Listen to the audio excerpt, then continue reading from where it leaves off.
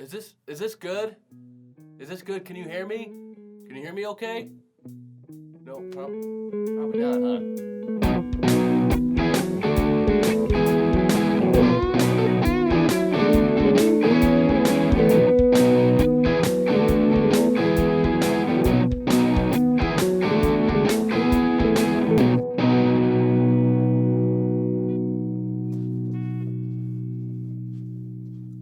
Hey, what's up, everybody, and welcome to another video. I am Matt with I Edit Podcast, and this week we are talking about 10 simple little ways to improve your audio. So you're not going to have to buy any equipment. You're not going to have to purchase anything big. It's just little ways that maybe you can change up your format. Maybe you can change up the way you record, but 10 little things that will improve the audio of your podcast. I'm out of breath. All right, so let's just get right into it. And these are in no particular order of importance or anything. These are just 10 things that you can do to improve your audio today. So the first 3 are all related to one thing, and that is your microphone. So the first thing that I'm going to say is get the best microphone possible. So when I say this, you might be saying, Matt, I can't buy a microphone. I don't mean go out and buy the best microphone possible. I just mean use the best microphone possible for you. And basically when I say that, I mean if you're recording your podcast with your phone microphone or a built-in computer microphone, stop doing that immediately. Use the headphones that came with your phone because that built-in microphone on those are going to sound a lot better than the built-in microphone on your actual phone or your computer. It's just you really don't want to use phone audio or built-in computer audio. So the second thing I want to say about a microphone is the placement of it. So if you're using a microphone, you want to look up if it's side addressed or front addressed. If you already know, that's fine. But a side addressed microphone like this one is the microphone is pointing out of the side of it, and front addressed meaning it's pointing out of the top of the microphone. So just look up whatever microphone you have, if it's side addressed or front addressed, just to make sure. It's usually pretty obvious. If like a Blue Yeti's a side addressed and an Audio-Technica ATR 2100 is front addressed. It's usually pretty obvious when you see the microphone, but just to make sure, I've seen that mistake happen. So just look it up, make sure you're using that microphone correctly. Now, the third thing with the microphone that I want to talk about is the technique that you're using. And I made a whole video describing the correct microphone technique. I will link it right here. And what I mean by technique is managing those plosives that are coming out of your P's and managing the hissing S's. You want the least amount of air being pushed towards your microphone as possible.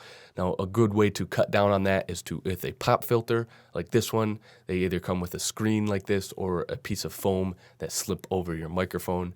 Either one is better than having a naked microphone.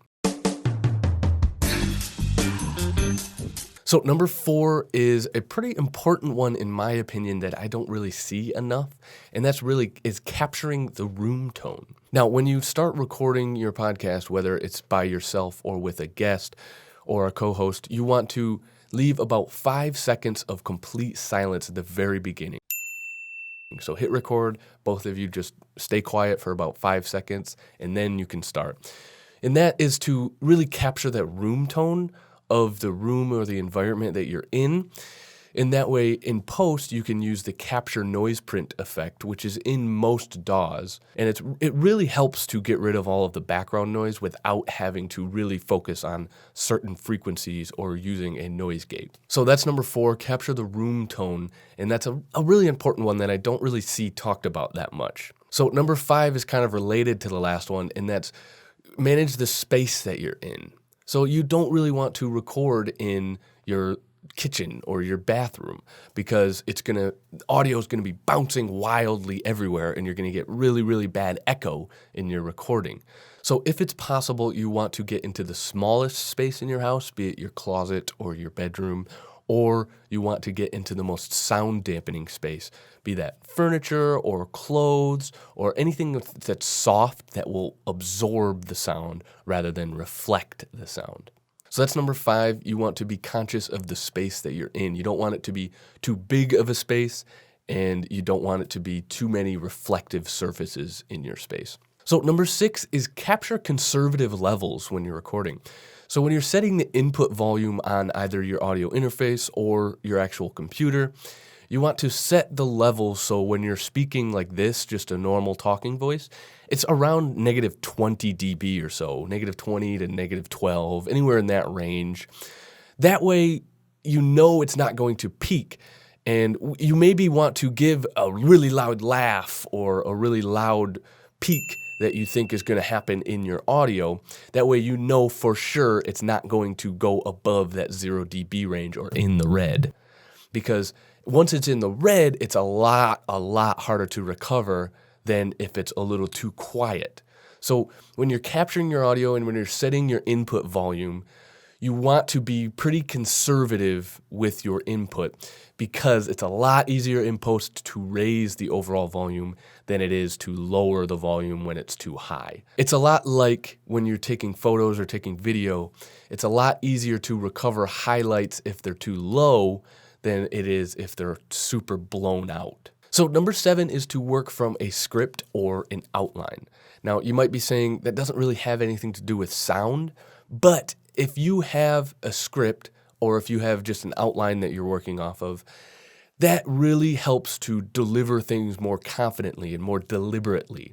When you don't have things like that, you tend to kind of trail off in your speech and you don't really realize it, but when you have an outline, it's something to go back to and you can really just stay on topic, stay on it, and deliver it more effectively. And this is something that's not really talked about a lot when it comes to capturing better sound, but I think it's pretty important to know where you're going, know what you're talking about at what time, and it really helps to, like I said, deliver things more effectively and more deliberately. Okay, so number 8, we're talking about post-production, and you can really set yourself apart from a lot of podcasts if you do just a few simple techniques of post-production like EQ, compression, noise reduction.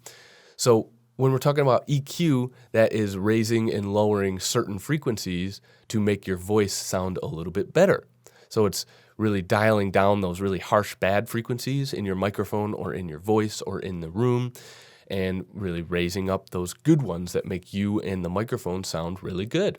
So, and then compression is bringing down the super high levels, bringing up the super quiet levels, so everything's a little bit more uniform. So if you just learn a few simple techniques in post-production, you can really set yourself apart from a lot of podcasts.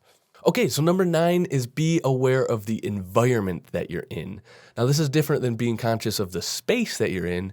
This one, I mean, if there's a fan going, if there's someone mowing the lawn next door, if your AC is on, you can hear some big hum. Really be aware of all of those background noises because our ear tends to tune those out really easily because we're so used to hearing them over and over. But your microphone is going to pick that up clear as day, and you'll really be able to hear that in post, and it's going to be more of an issue to get rid of that. So just get that right in the recording process. Make sure you turn any fan off or make sure the AC isn't running or wait until the neighbor is done mowing the lawn. Okay, to round this out, number 10 is whenever you're recording remotely, so if you and your guest or you and your co-host are recording remotely, you want to record each person separately on different tracks. And that is to ensure that you can really mix and cut through the audio a lot more efficiently and effectively because you want to be able to really use separate EQ and compression and all of those mixing techniques on each person's voice because each microphone is different, each person's voice is different, the room was different. And when you're recording your voice, I would say that you should record your audio completely separately from the platform because it's going to be a lot more crisp, it's going to be a lot better. And if possible, I would say have your guest or co-host record their audio separately as well. That way you can get the best audio possible. You know it's just clean right from the microphone into the computer, no internet connection required. It's just both audio recorded separately while you guys are talking over Zoom or Zencastr. All right, guys, thank you for watching. I really appreciate it. I hope these tips helped you out in any way. I hope they're something that you can use in there that you didn't know before. If there was, leave a comment below, get a hold of me. I would love to hear if these tips have helped you out in any way. All right, if you like this video, hit subscribe, hit like, hit the bell, all that good stuff. If you want to follow me on Instagram, I'm over at iEditPodcasts. And if you're interested in my editing service, you can visit iEditPodcasts.com.